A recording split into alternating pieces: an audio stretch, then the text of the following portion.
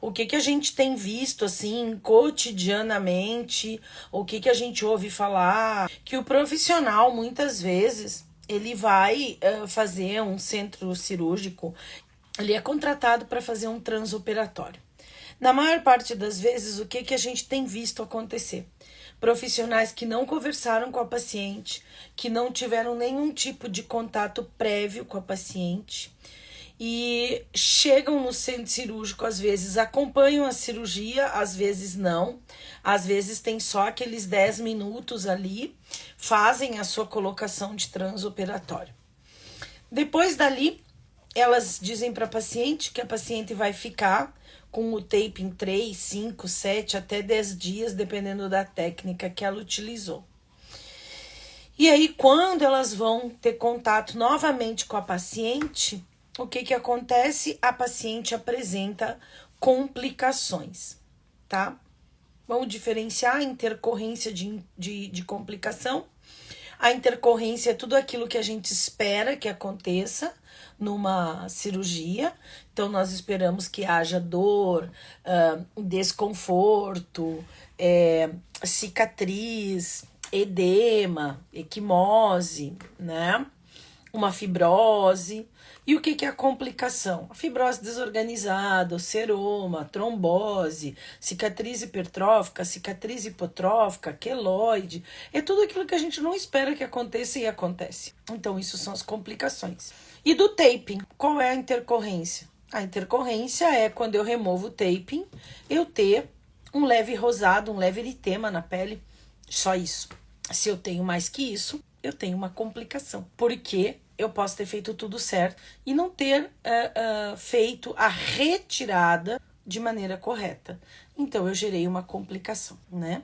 Às vezes, a profissional orienta a paciente ela mesma tirar no banho, e eu já falei várias vezes que quando eu molho a pele com o taping, eu tenho uma fragilização da epiderme, da capa córnea, e isso vai gerar complicação na hora de tirar o tape, é certo?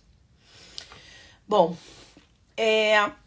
o que a gente tem que pensar antes do taping e qual deve ser a conduta do profissional, tá? Primeiro, conhecer o paciente, conversar com o paciente, saber dos antecedentes do paciente, fazer um recordatório alimentar desse paciente, para saber se esse paciente tem uma alimentação rica em açúcar e carboidrato, se ele tem uma pele mais glicada, se ele tem hábitos de tabagismo, hábitos de etilia, cana, cachaça, né? Se ele tem hábitos de sono ruins, porque aí o que vai acontecer? Ele vai ter liberação de uma série de substâncias que nós sabemos e ausência de outras. E tudo isso junto com o processo de expectativa e ansiedade, tá bom? Se ele tem esse tipo de hábito e principalmente, gente, avaliar o grau de hidratação dessa pele. A desidratação cutânea gera hipercromia por reação, tá? Dos corpúsculos demais, né? De Merkel, que tem uma ação direta sobre melanócito. Então, quando a paciente está desidratada, existe uma tendência do pH da cola gerar uma hipercromia nessa pele. E aí, essa hipercromia vai deixar a paciente virada numa zebra, virada num tigre. E isso acontece bastante, principalmente porque a gente soma do abafamento do taping contensivo. O que a gente tem que entender é que quando a paciente não está com a gente, nós não sabemos o que ela faz. E ela vai jurar aos pés juntos que ela não fez. Então, sempre a precaução. Sabe aquele negócio de canja de galinha não faz mal para ninguém? Precaução. Onde ocorrem os problemas, gente? No excesso de autoconfiança. Eu sou a fodona, eu sou a fodida, eu sei tudo, comigo não acontece, eu sempre pus e nunca deu nada. E é nesse excesso de autoconfiança que vai acontecer as besteiras. As bobagens não acontecem só com o profissional que está iniciando e é inexperiente. Muito ela acontece com aquele que se acha o rei da cocada. Porque ele já não toma mais os cuidados que deve tomar. E aí, antes de fazer esse transoperatório, fazer o teste alérgico do taping. Porque a paciente pode ter alergia pela cola, pelo pigmento. A gente tá cheio de gente que tem alergia a pigmento amarelo, a pigmento vermelho. E a fita rosa, por exemplo, é com vermelho. A fita laranja é com vermelho, a fita vermelha é com vermelho.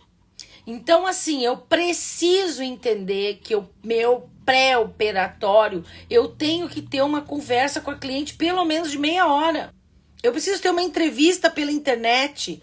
Eu preciso deixar pedaços no consultório do médico para que ele colhe na paciente na última sessão que ela vai lá, na última consulta. Eu preciso ser responsável no antes. Tô falando do antes, tá bom? Então, assim, colocar taping requer um processo pré-cirúrgico. Entrei no processo cirúrgico. Vou colocar um taping transoperatório. Bom, esse taping já tinha que ter sido medido, mas não foi. Tu chega lá e faz o quê? Leva vários tapings de 30, 35, 40, 45, 20, 30, como você quiser. E aí você vai acompanhar, ou você tem que saber sobre essa cirurgia. Essa cirurgia recebeu mais calor por causa da assistência da lipo? Essa cirurgia recebeu uma energia externa quando acabou? Essa cirurgia teve uma infiltração com muita substância ou teve uma infiltração com poucas substâncias? Qual o tipo de anestésico está sendo usado nessa cirurgia? Porque toda paciente tem reação anestésica depois da cirurgia. Ela se coça, ela tem que eliminar essa substância. Tá? Ela tá cheia de líquido por causa da infiltração, então ela já tem uma dilatação anormal, porque sobrou líquido ali, tá? Principalmente essas cirurgias agora que fazem muita aspiração, como HDMD, tá? Então, faz parte da técnica isso. Se eu vou fazer uma lipo com assistência por pressão, é uma coisa, eu tenho lesões mecânicas. Se eu vou fazer uma lipo com assistência de laser ou ultrassom, é outra coisa. Eu tenho um componente de calor, pouco ou muito, eu tenho um componente de calor. É diferente, tá? Se eu vou fazer uma lipo com assistência de água, é diferente, tá bom? Então, essa é a primeira questão que eu tenho que saber, que eu tenho que ver, que eu tenho que entender, que eu tenho que perguntar, que eu tenho que ter na minha ficha de paciente.